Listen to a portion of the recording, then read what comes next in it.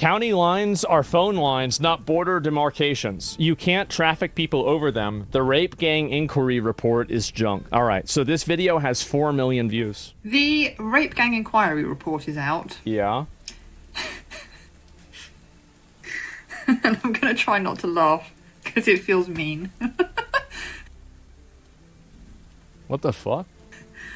I haven't read the whole thing. It's 219 pages. It's only just come out a couple of hours ago. They also haven't done their research either. Because on page 11, for example, we find the following. In each of these areas, the same tactics were used were trafficked across county lines.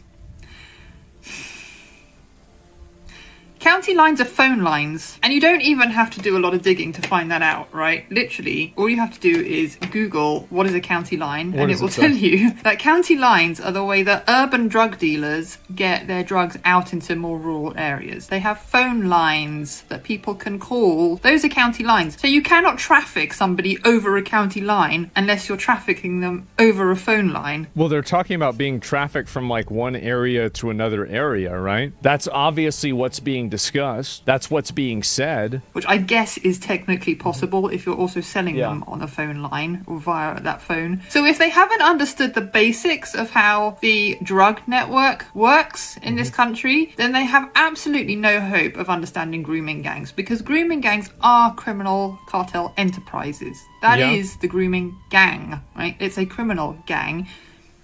None of that, I'm going to assume from that line in the Rape Gang Inquiry Report, has made it into the Rape Gang Inquiry Report. Because if it had, they would know that county lines are phone lines and not county demarcation lines, and therefore you don't get trafficked across them. I'm going to leave this video here because I will start banging my head against the desk. But I hope this gives you some idea of how little research these guys have done. They've also put a whole load of stuff in there about the Muslims and how awful the Muslims are in really, really vague terms. Everywhere there are Muslims, you get these problems. Well, there are 2 billion Muslims on the planet.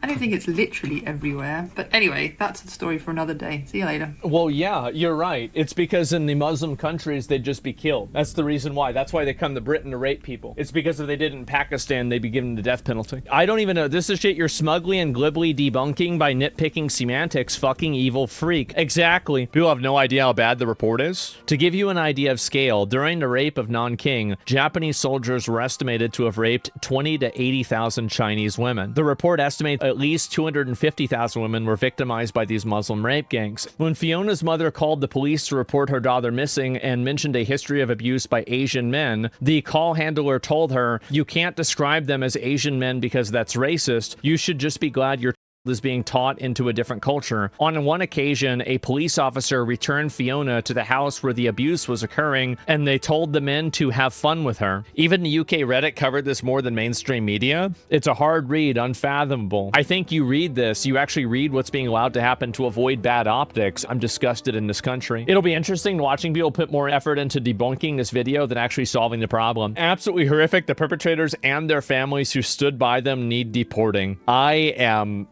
Even Reddit, dude. Even Reddit.